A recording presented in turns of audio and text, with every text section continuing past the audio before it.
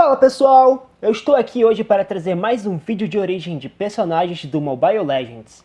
E no vídeo de hoje eu irei contar sobre a história do Julian. Então, sem mais enrolação, bora pro vídeo.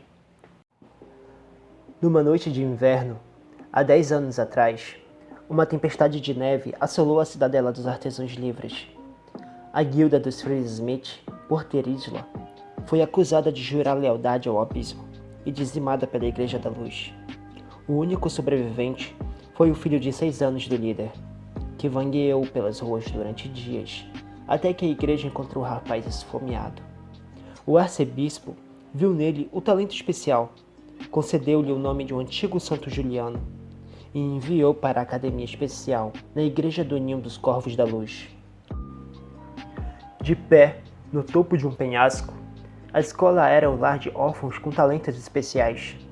O arcebispo disse-lhes que as crianças abandonadas pelas suas famílias não eram dignas de amor, mas que lhes daria amor e renascimento, que devem ser recompensados com gratidão e lealdade.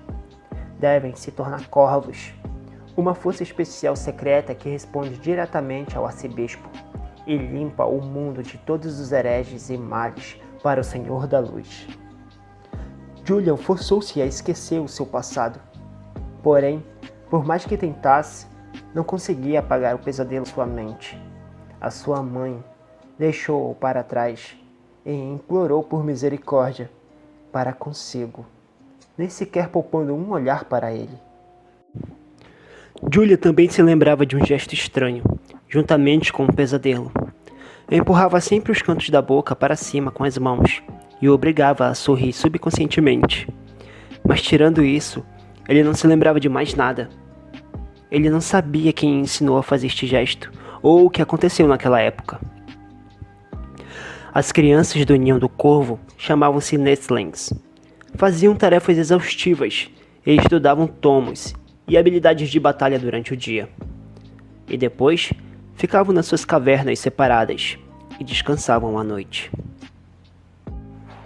As vidas dos Nestlings são solitárias, mas Julian fez uma família com os outros convidados na sua caverna. Um roedor que adorava migalhas de pão, um pardal e uma cabra de quem tomava conta. Em cada noite ventosa, ouviam Julian falar da sua solidão e dúvidas. Para ele, era sua família que não falava.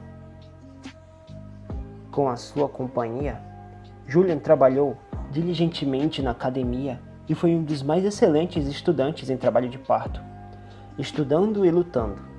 Foi elogiado pelo arcebispo, mas não notou o ciúme de outro Nisling em relação a ele.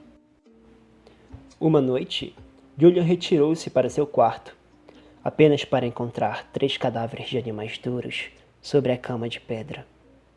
E atrás dele estavam os Snickers, malignos de outra Nursling. E um deles disse: Os roedores defendem a infidelidade, a ignorância dos pardais e a fraqueza das cabras. Julian, tu não és digno de amor ou renascimento da igreja. A sua visão desfocada numa súbita corrente de sangue, enquanto ele cerrava os punhos e a sua mente em branco.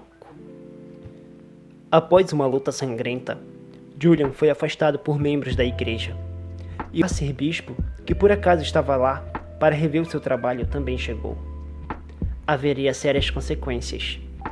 O ferido grave Nursling estava deitado no chão, inconsciente, e Julian quase perdeu o equilíbrio contra a parede, como se o coração tivesse caído em uma água fria e gelada.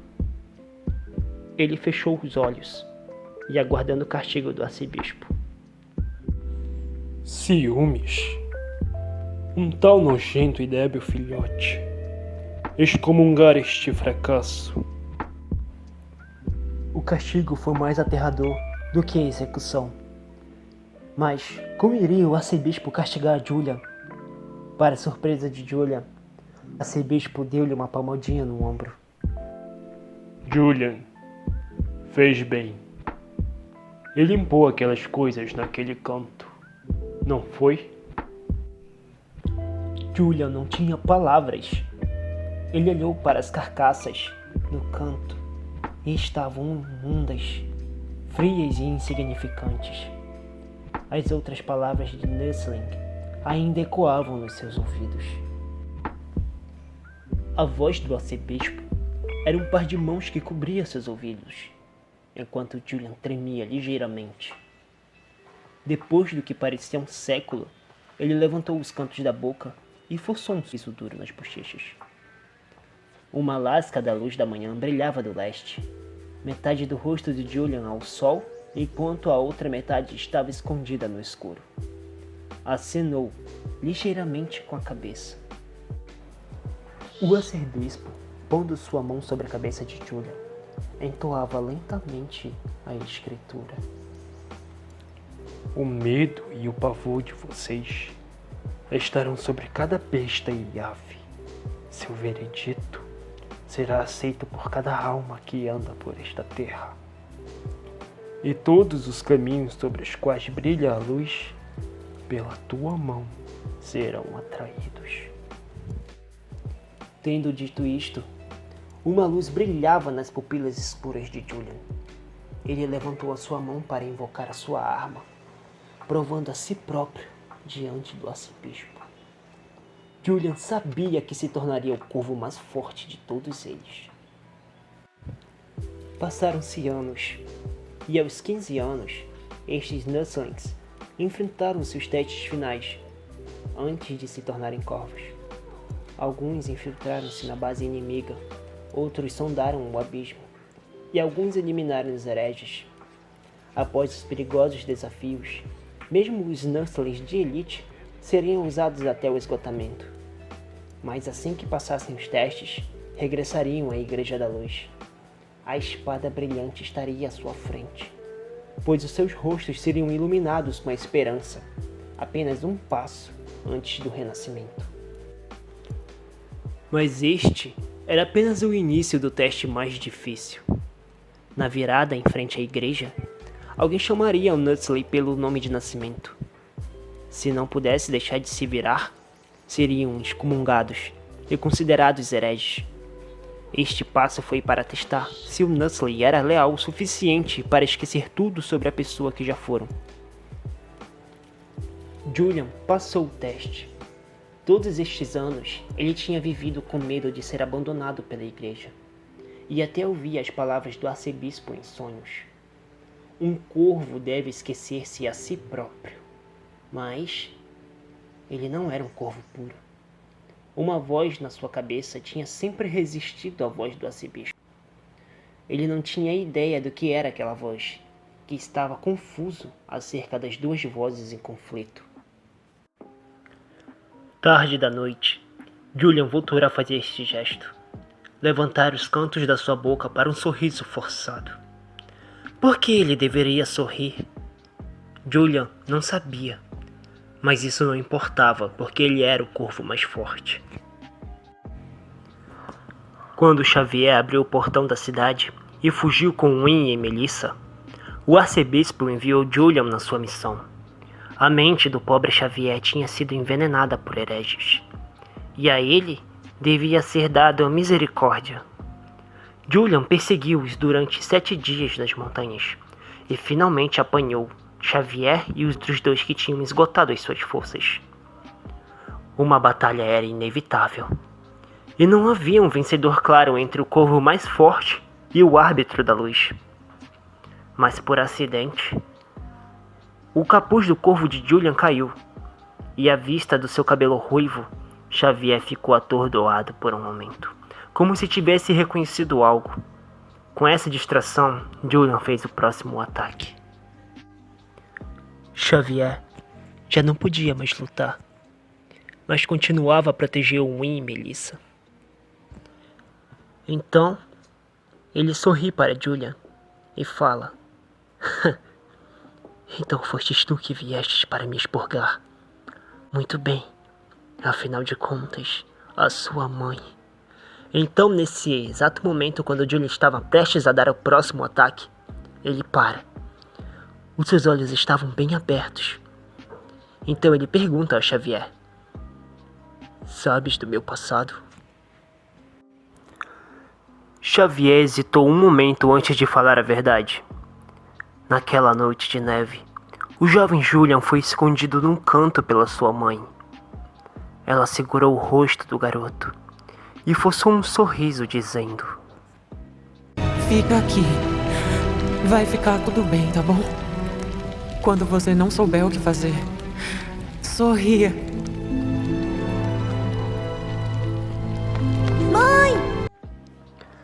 Assustado, Julian agarrou-se à sua mãe antes que ela o empurrasse cruelmente para trás e fugisse para atrair os inimigos. Depois de sua mãe ter sido morta pelos corvos, Xavier notou com um grande entusiasmo que Julian se escondia atrás de umas caixas. Julian não sabia o que estava acontecendo ou que reação deveria ter. Naquele preciso momento, ele lembrou-se de como sua mãe levantou os cantos da sua boca. Então, ele forçou-se a fazer um sorriso trêmulo. O sorriso puxou fortemente os cordões do coração de Xavier. E assim ele partiu com os corvos. Então, Xavier conclui: esta é a verdade. O rosto da mãe de Julian, que ele tinha esquecido durante 10 anos, tornou-se subitamente claro, juntamente com as paredes do Sindicato dos Artesãos, os fogos dentro dos fornos e os brinquedos de madeira que seu pai lhe deu. As mãos de Julian tremeram violentamente. Um corvo que viu a si próprio já não podia empunhar sua espada sem hesitar. A sua mãe tinha o amado profundamente e arriscaria a sua própria vida para provar. Ele nunca tinha sido abandonado pela sua família. E naquele momento, Alice apareceu à entrada da caverna com demônios. Xavier e os outros dois estavam a ofegar após dias de batalha. Foi neste momento desesperador que Julian se colocou entre eles e Alice.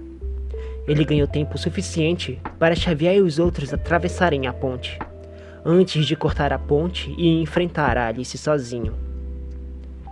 Não estava a protegê-los no livro de Julian. Eliminar os hereges era uma das missões dos corvos, mas não era apenas uma missão para Julian. Ele só poderia encontrar a Xavier e aprender mais sobre seu passado se ele ganhasse esta batalha. Apesar dos poderosos demônios à sua frente, Julian ainda viu o sorriso da sua mãe. E pela primeira vez, o seu sorriso não foi forçado. Ele finalmente encontrou-se e também aprendeu a sorrir.